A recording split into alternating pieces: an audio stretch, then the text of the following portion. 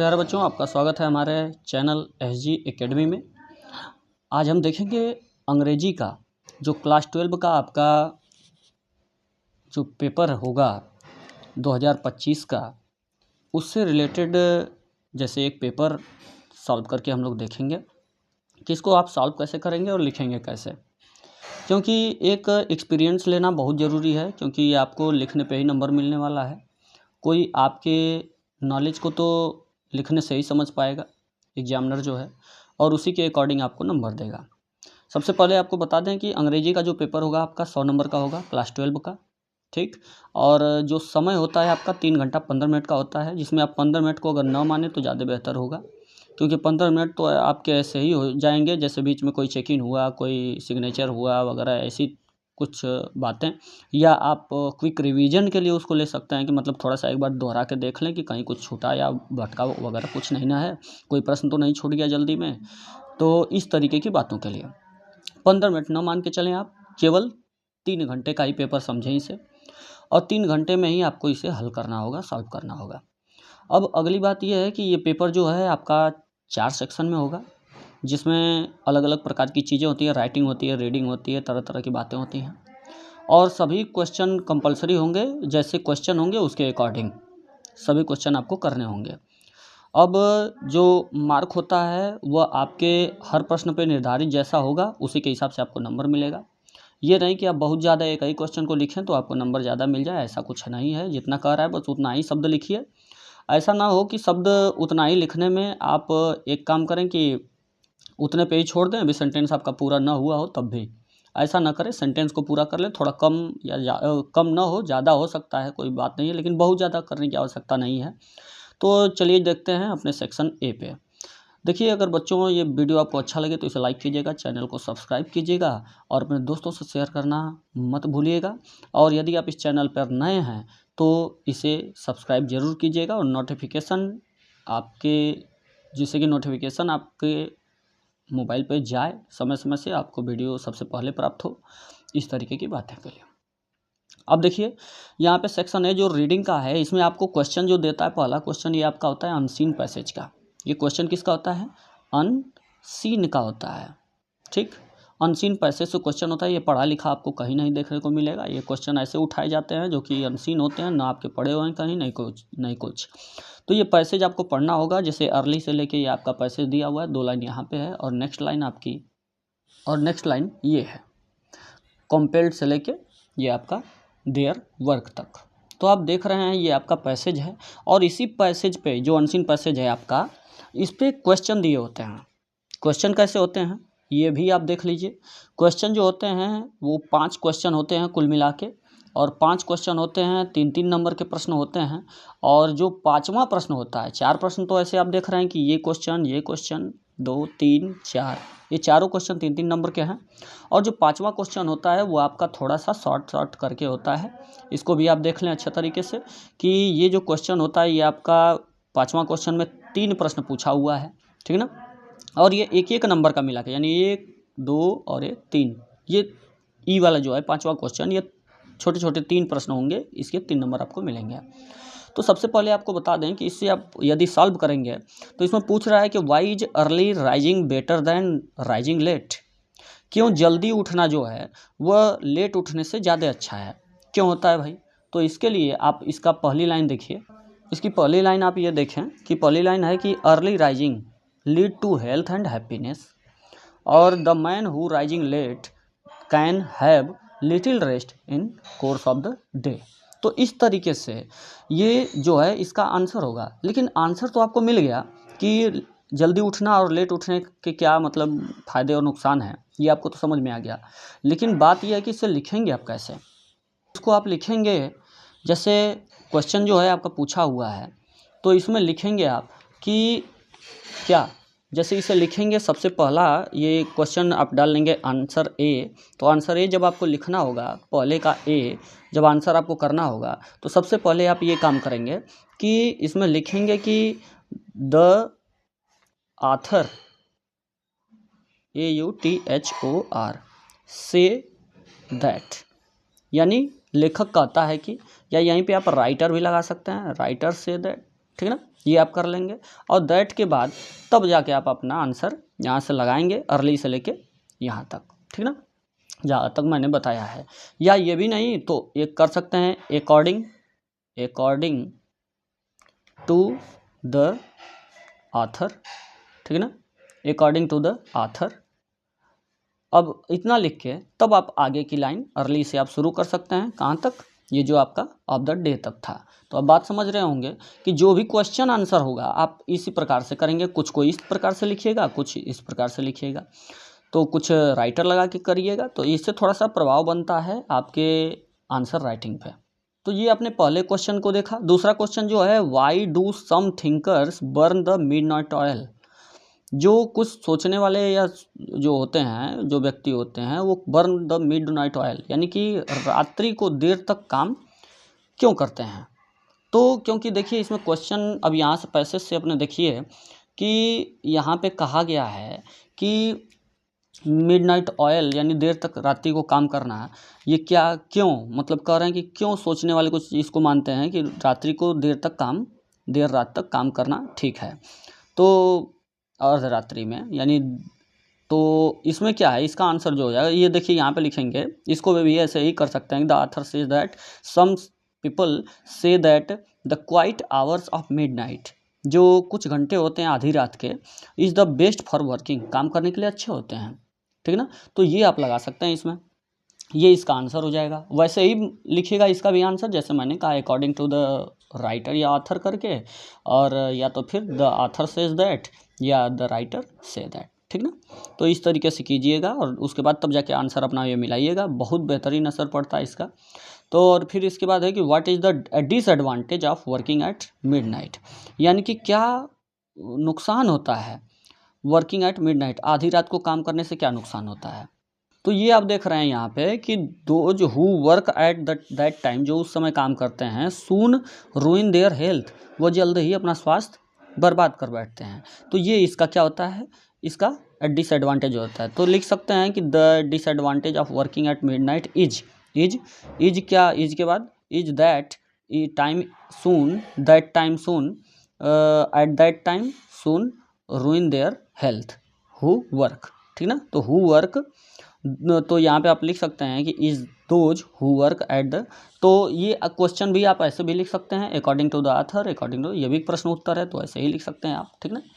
और अगला जो क्वेश्चन है ये आपका, what are the possible advantage, यानी लाभ क्या है of both morning hour and midnight hour, आधी रात में काम करना है और जो मॉर्निंग आवर यानी सुबह जल्दी जो उठ जाते हैं हम, तो उन दोनों में क्या फ़ायदे हैं।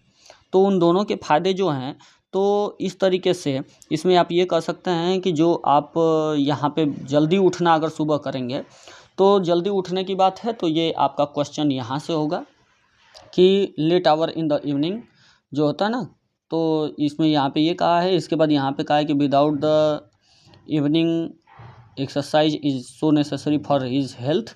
तो इस तरीके से in spite of all effort produced, ये वगैरह ये लिखा हुआ है। तो advantage of refreshing hour of the morning, यहाँ पे देखिए लिखा है the reason for this that he can not take advantage of refreshing hour of morning. ये सुबह के समय जो होता है वो क्या होता है, वो रिफ्रेशिंग आवर होता है, यानी कि इसमें व्यक्ति अपने आप को तरोताज़ा महसूस करता है, ये फ़ायदा होता है, इसलिए जल्दी उठना चाहिए। और सम पीपुल, कुछ लोग कहते हैं कि क्वाइट आवर ऑफ मिडनाइट, ये जो काम करने के लिए बहुत अच्छा समय होता है मिडनाइट, तो इसलिए ये भी है। तो भाई क्योंकि शांति होती है, सभी लोग सो जाते हैं और व्यक्ति अकेले कुछ कर सकता है, अगर कुछ क्रिएटिव करना हो तो कर सकता है। तो इस तरीके की बातें, तो दोनों के अलग अलग लाभ हैं। तो इसके लाभ आप जान लिए कि सुबह जो होता है रिफ्रेशिंग आवर होता है मॉर्निंग टाइम में, तो इसके ये लाभ हो सकते हैं। तो और इसके बाद फिर सम पीपल से दैट यहाँ पे, और midnight our is best time for working, ये इसका हो जाएगा, ठीक ना। अगला जो आपका, इसको भी ऐसे ही लिख सकते हैं जैसे अकॉर्डिंग टू द ऑथर या राइटर करके, या तो फिर आप द राइटर सेज दैट या तो द ऑथर सेज दैट। अब देखिए अगली बात जो है, ये अगला क्वेश्चन जो है, इस तरीके चारों क्वेश्चन आप कर लेंगे ऐसे खोज के।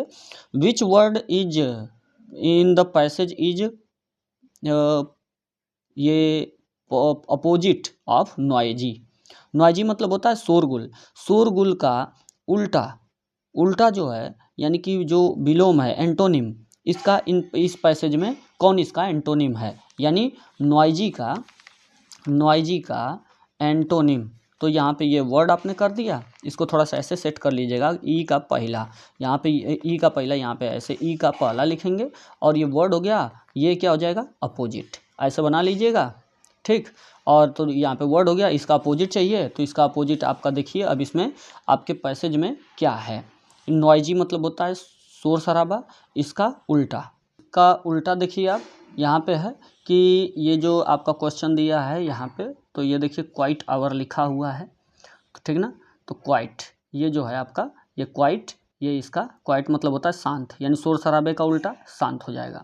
तो ये यहाँ पे आप लिख देंगे, ये यहाँ पे आप लिख देंगे कि इसके यहाँ पे QUIET, क्वाइट मतलब शांत, ये अपोजिट हो गया इसका। अब क्या करेंगे आप कि जो ये अगला क्वेश्चन है इसी 5वें वाले का, कह रहा है बर्निंग मिडनाइट ऑयल का क्या मीन्स यानी अर्थ होता है। तो यहाँ पे आप इसको भी ऐसे बना लेंगे अच्छे तरीके से कि ई का दूसरा, ठीक है ना, आंसर ई का दूसरा। तो यहाँ पे आप बना लेंगे कि वर्ड, यहाँ पे बना लेंगे मीन्स, ठीक ना, या मीनिंग, क्योंकि मीन्स पूछ रहा है इसका अर्थ क्या होता है। तो यहाँ पे बर्निंग कौन सा शब्द है हमारा, बर्निंग मिडनाइट ऑयल, ये इसका जब आप करेंगे तो ये क्या होता है, तो इसका अर्थ होता है कि टू वर्क मतलब काम करना, to work late at night, यानी रात को देर तक काम करना, यानी to work late at night या late into the night. तो लेट एट नाइट यानी रात को देर तक काम करना, क्या कहा जाता है, बर्निंग मिडनाइट ऑयल। अगला जो क्वेश्चन है आपका रूइन का सिनोनिम पूछ रहा है, तो इसको भी आप ऐसे ही सेट करिएगा। जो ई का तीसरा, ये जो होगा यहाँ पे वर्ड लिख दीजिए, यहाँ पे क्या पूछ रहा है, सिनोनिम पूछ रहा है, यानी इसी का एक अर्थ। तो यहाँ पे आपका रूइन हो जाएगा, रूइन मतलब होता है बर्बाद करना, तो इसी का सिनोनिम क्या होता है, डिस्ट्रॉय। ये आपको इसमें से नहीं पूछ रहा है, ये आपको किस में से पूछ रहा है, अपने मन से। तो रूइन का उल्टा डिस्ट्रॉय होता है, ठीक ना। तो इसका भी मतलब बर्बाद करना, नष्ट करना, और डिस्ट्रॉय का मतलब भी बर्बाद करना, नष्ट करना। तो ऐसे आप बना के कॉलम बना के अगर कर लेते हैं तो बहुत अच्छा होता है, ठीक ना। अब देखिए ये अपना सेक्शन जो बी है, सेक्शन बी में राइटिंग वाला क्वेश्चन होता है। वो आप पैसेज आप अच्छे तरीके से एक राउंड आप पढ़ेंगे और इसके बाद फिर जब इसका क्वेश्चन पढ़ेंगे, मैच करेंगे, आपको मिल जाएगा। कोई भी होगा, बहुत ज़्यादा टफ नहीं होता है, आसान होता है। ऐसे ही आप लिख लीजिएगा जैसे मैंने बताया है। थोड़ा ऐसे सेट करेंगे जैसे मैंने बताया, तो उस हिसाब से थोड़ा सा यानी थोड़ा सा अट्रैक्टिव होता है और बहुत ईजी होता है चेक करने में, तो थोड़ा सा अच्छा नंबर आपको मिलता है। तो इस तरीके से अब यहाँ पे आर्टिकल देखिए, आर्टिकल आपको importance of game and sport at school, इस पे आर्टिकल याद कर लीजिएगा।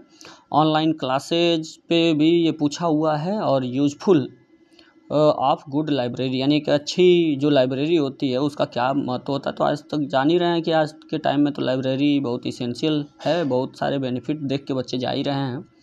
तो सब कुछ लिख दीजिएगा, जो भी अच्छा बुरा जो भी है सब कुछ, ठीक। फिर ऑनलाइन क्लासेज जो होते हैं, जो पढ़ रहे हैं आप लोग, जैसे ऑनलाइन ही चल रहा है, तो इस टाइप की मतलब जो भी पढ़ाई होती है उसके बारे में लिख दीजिएगा। गेम और स्पोर्ट का स्कूल में क्या महत्व होता है, कि स्कूल में गेम और स्पोर्ट कराने से क्या फ़ायदा होता है वगैरह, इसके भी बारे में। तो जो आपको ठीक लगे 100 से 150 शब्दों में आपको लिखना है। मैं यही कहूँगा कि आप जो भी चीज़ें होती हैं, आर्टिकल हो चाहे एस्से हो, जो कुछ भी हो, जिन जिन चीज़ों के बारे में पूछा रहता है सबके बारे में यदि आपको हिंदी में नॉलेज हो तो you can translate in English because you are student of class 12th। तो इसलिए ज़्यादा प्रेशर में होने की आवश्यकता नहीं है। इसके बारे में आप क्या करें कि जो भी आर्टिकल या ऐसे आप देखें उसके बारे में हिंदी में नॉलेज रखें, तो आई थिंक आप ट्रांसलेट कर सकते हैं और अब ईजिली लिख सकते हैं। रटने वाली क्रैम्पिंग बहुत ख़राब चीज़ होती है, रटने वाली आदत छोड़ दीजिए, खुद से क्रिएटिव बनिए और करिए, ठीक ना। तो इसके बारे में आप ये समझ लीजिए। तो थोड़ा सा प्रयास कीजिए, धीरे धीरे करते करते हो जाता है, कोई पहले से तो सीखता नहीं। और आगे जो तीसरा क्वेश्चन है, ये आपका एडिटर को पत्र लिखने वाली बात है। तो न्यूज़पेपर के एक एडिटर यानी संपादक हैं, जैसे अमर उजाला हुआ या कुछ भी, तो डेली न्यूज़पेपर का जो कोई भी आप न्यूज़पेपर का नाम डाल सकते हैं। तो ये अबाउट द सिचुएशन, ये समस्या को बताने के लिए आपको पत्र लिखना है। क्या? आफ्टर फ्लड, यानी कि बाढ़ के बाद इन योर टाउन और विलेज, यानी कि आपके गांव में या कस्बे में क्या समस्याएं उत्पन्न हो रही हैं, बीमारियां होती हैं वगैरह, रहन सहन में दिक्कत होती है, खाने पीने की समस्याएं होती है, खेती बाड़ी सब बर्बाद हो गई होती है, बहुत सारी प्रॉब्लम्स होती हैं। इन सब चीज़ों को भी आप अगर ट्रांसलेट करके लिख सकते हैं तो बस उसको थोड़ा सा शुरू का पोर्शन एडिटर वाला देना रहता है और उसके बाद फिर अपना आप कर लेंगे। जैसे मैं थोड़ा सा बता दूं आपको कि ये जो आप लिखेंगे तो यहाँ पे लिखेंगे सबसे पहले चीज़, एक पेज आपका जो होगा, तो पेज है जैसे मान लीजिए यही पेज है, तो इसमें क्या करेंगे, सबसे पहला चीज़ आप अपना पता लिखेंगे, अपना एड्रेस लिख देंगे यहाँ पे एक किनारे, ठीक ना, एक किनारे, जैसे ये किनारे है तो एक किनारे अपना एड्रेस, उसी के नीचे फिर एडिटर का एड्रेस, एडिटर का जो वहाँ पे जो न्यूज़पेपर के संपादक हैं उनका एड्रेस हो जाएगा, ठीक ना, जिसको देना है, जो भी न्यूज़पेपर वाले हैं। और उसके बाद फिर यहाँ पे आप सब्जेक्ट डाल देंगे, यानी आपका विषय क्या है वो बातें लिख देते हैं कि मतलब किस समस्या क्या है वो आप लिख देंगे, किस समस्या पे आपने पत्र लिखा है। इसके नीचे आप डेट डाल लेंगे, डेट डालने के बाद वैसे ही लिखेंगे जैसे सर वगैरह लिखा जाता है, सर कॉमा दे के वगैरह लिखते जाएंगे।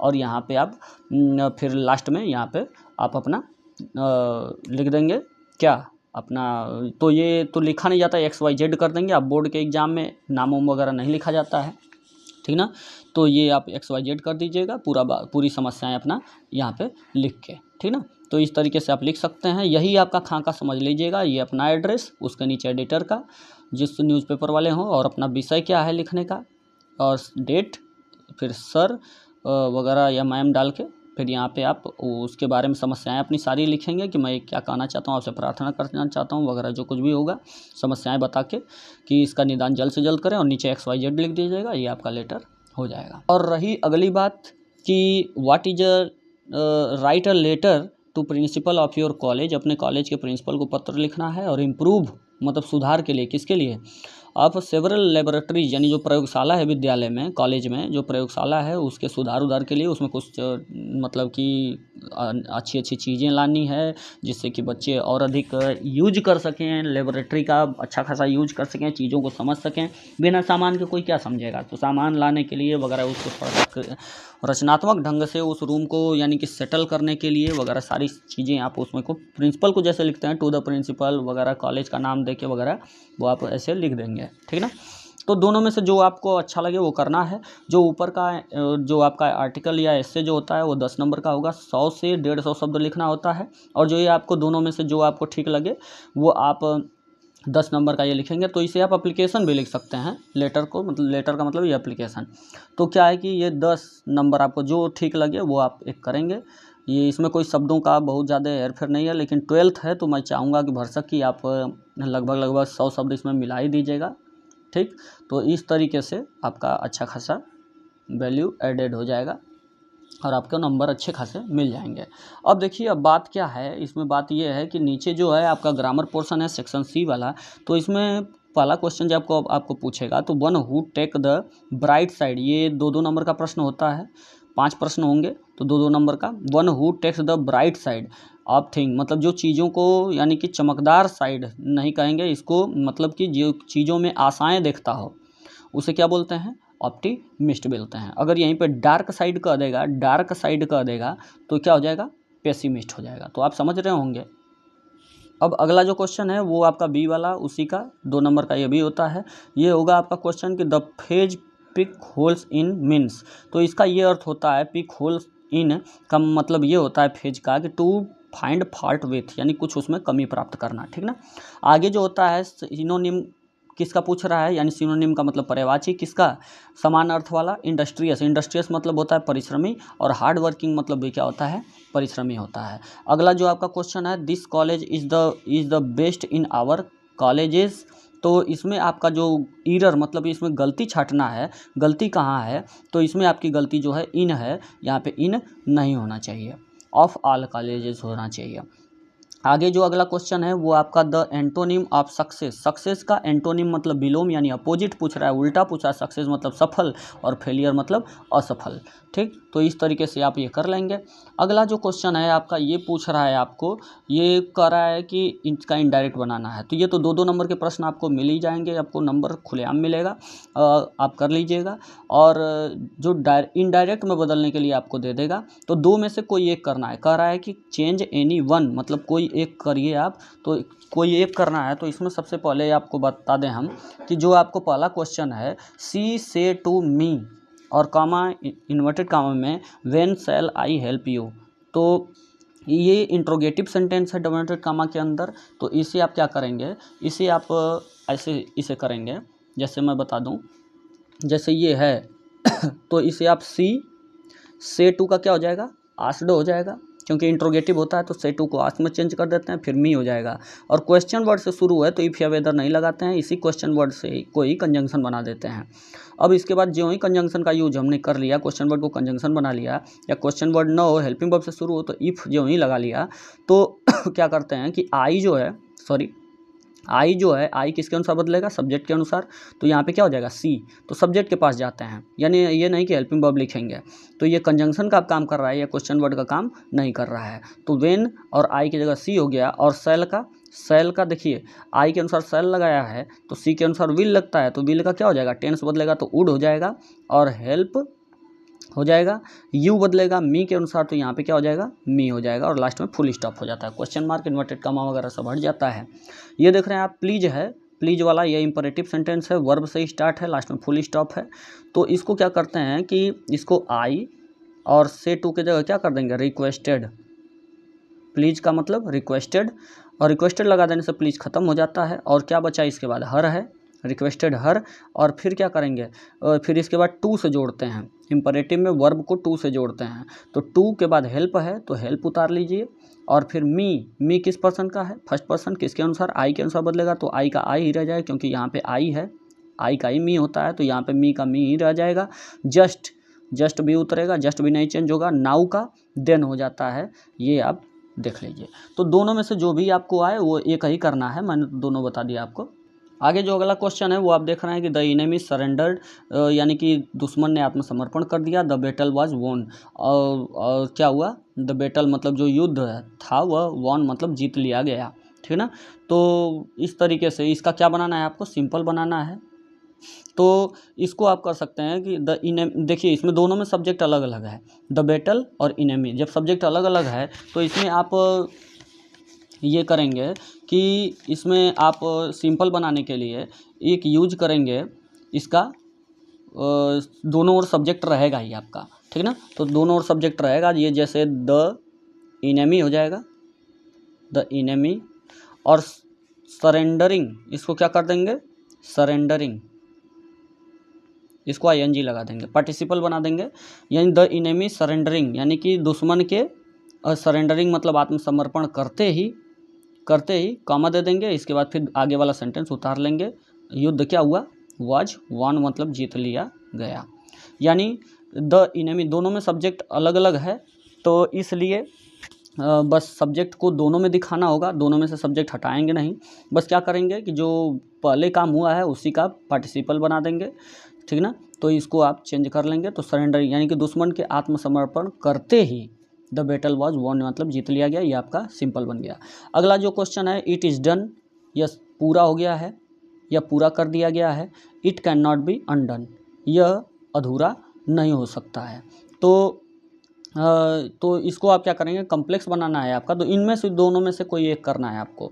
तो क्या होगा, तो इसमें आप बिकॉज लगा के इसको जोड़ दीजिएगा। बिकॉज लगा के क्या करेंगे, जैसे इट, बिकॉज इसका कंजंक्शन होता है कम्प्लेक्स का, तो कम्प्लेक्स का कंजंक्शन होता है it can not be undone, यह अधूरा नहीं हो सकता। बिकॉज क्यों अधूरा नहीं हो सकता, क्योंकि इट इज़ डन, क्योंकि यह पूरा हो गया है, पूरा कर दिया गया है। आगे आपका पैसिव है, इनमें से भी दोनों में से कोई एक करना है आपको। तो ये पैसिव बनाएंगे आप इसका, तो दोनों में से कोई एक करना है जो भी, लेकिन मैं दोनों बता दे रहा हूँ आपको। तो इस तरीके से तो ध्यान दीजिए। तो इसमें क्या है, पैसिव जो है आपका पैसिव बनाना है तो इस पैसिव कर लीजिए, कंपैरेटिव बनाना है कंपैरेटिव कर लीजिए, दोनों में से कोई एक करना है, लेकिन मैं दोनों बता दे रहा हूँ।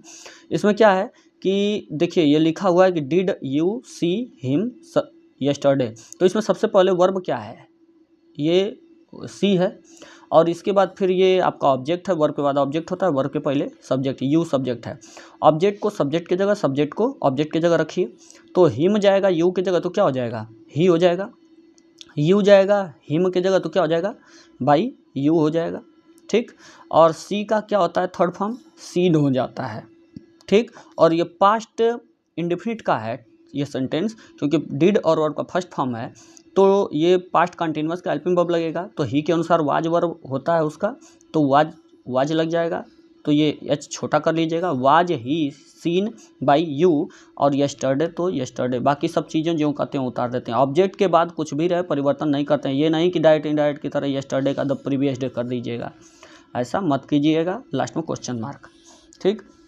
तो was he scene by you yesterday, तो ये आपका इसका पैसिव हो जाएगा। Iron is the most useful metal, तो इसमें क्या कीजिए कि इसमें सबसे पहले काम की ये वर्ब और जो ये आपका क्या है जो डिग्री है उसे अंडरलाइन कर लीजिए, और उसके बाद फिर बाकी सारी चीज़ों को एक तरफ, इधर ये सब्जेक्ट हो गया, इधर ये सब्जेक्ट, तो कंपैरेटिव बनाना है, तो क्या होगा कि अब इसे आप क्या करेंगे कि जब ये है किसमें, सुपरलेटिव में, सुपरलेटिव को जब कंपैरेटिव बनाते हैं तो सब्जेक्ट अपनी जगह पे ही होते हैं, इधर का ये आयरन की जगह आयरन लिख दीजिए, इज के बाद क्या हो जाएगा, मोर। अब ये देखिए यहाँ पे बात को समझिए कि यहाँ पे जो इधर का सब्जेक्ट है वो क्या है, ये एक वचन है, सिंगुलर है, मेटल है, तो एक वचन है, तो क्या करते हैं एनी अदर वगैरह में चेंज कर देते हैं, तो iron is more useful, most useful का क्या हो जाएगा, द मोस्ट यूजफुल का मोर यूजफुल हो जाएगा, आयरन इज मोर यूजफुल, और देन लगा देते हैं, मोर और देन ये कंपैरेटिव का सिग्नल होता है, तो हो गया। हमने द मोस्ट यूजफुल यानी सुपरलेटिव को किस में बदल दिया, कंपैरेटिव में। Iron is more useful, degree की जगह डिग्री चेंजेज हो गया, बाकी सब अपनी जगह पे हैं, और मेटल एक वचन है इसलिए इसके पहले क्या लग जाएगा, देन एनी अदर लगा देंगे और मेटल उतार देंगे, बात समझ रहे हैं। तो दोनों में से जो आपको आए वो कर लीजिएगा।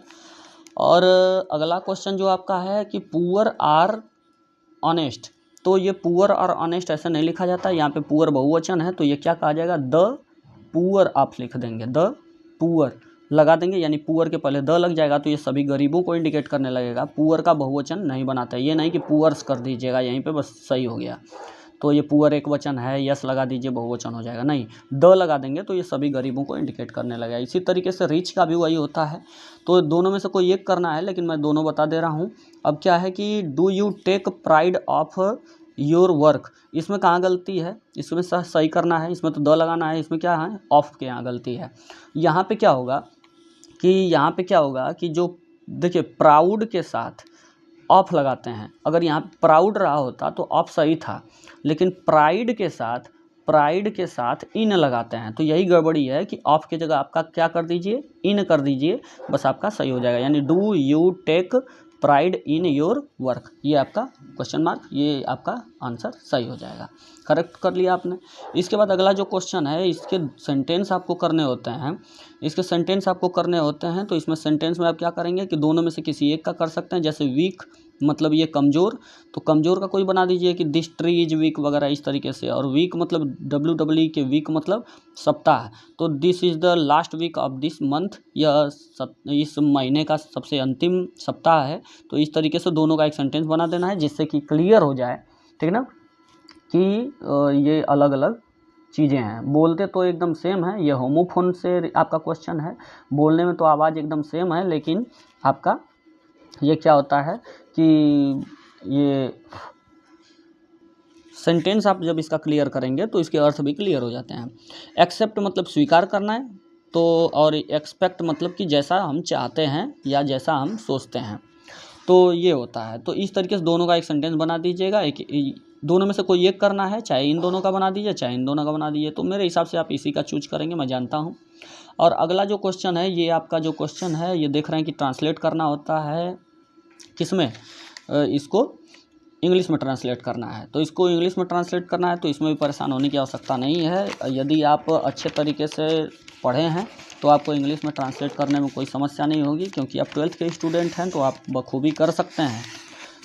तो इस तरीके की बात। तो आगे देखते हैं इसमें क्या है कि कह रहा है कि जैसे मैं बता दे रहा हूँ, दो व्यक्ति साथ साथ यात्रा कर रहे थे, तो इसका क्या हो जाएगा कि टू, इसको थोड़ा सा ऊपर कर लेते हैं, तो ये आपका क्या हो जाएगा कि दो व्यक्ति साथ साथ यात्रा कर रहे थे, तो 2 पर्सन्स, काम यात्रा करने का है, रहा था, रहे थी, रहे थे, इसलिए क्या लगेगा, वर, बहुवचन सब्जेक्ट है, तो वर ट्रेवलिंग, क्या हो जाएगा, ट्रेवलिंग टुगेदर, ठीक ना, ट्रेवलिंग टुगेदर हो जाएगा, फुल स्टॉप। रास्ते में तो लिख दीजिए इन द पथ, या इन द पथ लिख दीजिए, चाहे ऑन द वे लिख दीजिए, ठीक ना। रास्ते में, उन्हें, तो उन्हें का मतलब दे, उन्हें एक सराय में ठहरने का अवसर मिला, तो किससे मिला, कौन मिला, दे मतलब वे, दे अवसर मिला, तो दे फाइंड, दे फाउंड भी लगा सकते हैं, या तो यहाँ पे दे गॉट भी लगा सकते हैं, गेट का, ठीक ना। तो दे फाउंड या they got a chance, chance भी लिख सकते हैं, नहीं तो अपॉर्चुनिटी भी लिख सकते हैं, अपॉर्चुनिटी यानी कि अवसर या मौका। तो फाउंड ए चांस या गॉट ए चांस या अपॉर्चुनिटी, क्या करने का, ठहरने का, टू स्टे मतलब ठहरने का, इन एक सराय में, तो इन आयन लगाएंगे, INN, इन मतलब सराय होता है, तो इन एन इन, एक सराय में ठहरने का उन्हें अवसर मिला। उनमें से एक को, यानी उनमें से एक का मतलब वन ऑफ देम, यानी उनमें से एक, वन ऑफ देम, उनमें से एक को क्या हुआ, उनमें से एक को सराय के दरवाजे पर रुपयों की एक थैली मिली। तो क्या होगा कि वन ऑफ देम, इसमें भी मिली तो गॉट लगा देंगे, गॉट ए क्या मिली, एक थैली, किस चीज़ की, रुपयों की, तो गॉट ए बैग या पाउच भी लिख सकते हैं यहाँ पे आप, ठीक है ना, बैग ऑफ रुपीज, रुपीज भी लिख सकते हैं, या तो मनी भी लिख सकते हैं। तो आप क्या करेंगे, तो ये हो जाएगा, यानी कि मिली कहाँ पर मिली, सराय के दरवाजे पर, तो आप लिख सकते हैं कि एट द डोर, डोर के लिए एट लगाएंगे, तो एट द डोर ऑफ इन मतलब सराय के दरवाजे पर। दूसरे व्यक्ति ने कहा, तो लिखेंगे आप कि सेकेंड पर्सन से, सेड मतलब कहा, सेड मतलब कहा, क्या कहा, कॉमा इन्वर्टेड कॉमा है तो आप भी लगाइए, इन रुपयों को बराबर बांट लें, तो क्या हो जाएगा, लेट अस डिस्ट्रीब्यूट या डिवाइड कर दीजिए, let us divide the money equally मतलब बराबर बराबर बांट लें। पहले व्यक्ति ने कहा, तो फर्स्ट पर्सन सेड, पहले व्यक्ति ने कहा, क्या कहा कि थैली मुझे मिली है, तो ये क्या हो जाएगा, इसका हो जाएगा कि आई गॉट द बैग या पाउच, और अतः यानी सो लगाइए, अतः का मतलब सो या देयरफॉर, अतः इसमें तुम्हारा कोई हिस्सा नहीं है, इसका मतलब there is nothing your part, ठीक, तो nothing your part in it मतलब इसमें तुम्हारा कोई भाग नहीं है। अब इसके बाद फिर क्या है कि इस पर दोनों झगड़ने लगे, एट दिस, ठीक ना, at this both begin to, झगड़ने लगे, बिगेन टू क्वेरल यानी झगड़ा करने लगे, बिगेन टू क्वेरल, दोनों को झगड़ते हुए देखकर, यानी कि देखकर, यह पार्टिसिपल है, तो seeing both quarrelling, seeing both मतलब दोनों को देखकर, क्वेरलिंग मतलब लड़ते हुए, झगड़ते हुए, कौन आ गई, पुलिस वहाँ आ गई, तो द पुलिस केम देयर, मतलब वहाँ पुलिस आ गई, एंड और थैली वाले आदमी को थाने ले गई, ठीक ना। तो and carry the bag one या pouch one person, pouch one कहाँ, to the police station, to the police station ले गई। तब उस व्यक्ति ने अपने साथी से अपने साथ चलने के लिए निवेदन किया। Then that person requested to go to police थाने चलने के लिए, go to police station with वो अपने साथ, विथ हिम अपने साथ जाने के लिए कहा। इस पर उसके मित्र ने कहा, हिज फ्रेंड सेड, कहा, क्या कहा, यदि इस थैली में मेरा हिस्सा नहीं है, इफ देयर इज नथिंग या नो भी लिख सकते, know my part in this bag, नहीं है तो कह रहा है कि नहीं है तो के लिए कॉमा लगा देंगे। अब तो मैं थाने क्यों चलूं, तो why should I go to police station, या थाने भी लिख सकते हैं आप। क्यों चलूं, क्वेश्चन मार्क। इतना कहकर वो अपने नगर को चला गया। तो सेइंग दिस मतलब इतना कहकर, ही वेंट मतलब वह चला गया, टू हिज टाउन, ठीक। तो ये हो जाएगा। इसके बाद जो आगे का जो प्रोसेस है वो आप देखिए, ये आपका सेक्शन डी है, इसमें का प्रश्न उत्तर है, क्वेश्चन आंसर है, या वाले में कोई एक करना है ऐसे। तो इस तरीके से जो भी प्रश्न उत्तर आप देख रहे हैं ये प्रश्न उत्तर हैं। तो ये सभी के सभी प्रश्न उत्तर हमने आपको कराए हैं, इस वीडियो पर आपको उपलब्ध है, वो जाकर सभी प्रश्न उत्तर तैयार कर लीजिएगा। जो मोस्ट इंपॉर्टेंट जितने भी प्रश्न उत्तर हैं आपके 12th के, वो सब के सब तैयार हो जाएंगे और ऑब्जेक्टिव भी होंगे। और सेंट्रल आइडिया भी हमने तीनों पे लिखाया है, बताया है उसके अर्थ सहित, उसको भी देख लीजिएगा। और ये जो आपका ये सप्लीमेंट्री का भी जो क्वेश्चन आंसर है सब का सब आपको मिलेगा, बाकी कुछ समझाना बताना नहीं है। तो ये सभी प्रश्न आप कर लेंगे। यदि वीडियो आपको अच्छा लगा हो तो इसे लाइक कीजिएगा, चैनल को सब्सक्राइब कीजिएगा, अपने दोस्तों से शेयर करना मत भूलिएगा और एक प्यारा सा कमेंट बॉक्स में छोड़ दीजिएगा, जिससे कि हमें ये पता चले कि आपको ये चैनल और ये वीडियो कैसा लग रहा है, आपको कितना बेनिफिट इससे मिल रहा है। Thank you.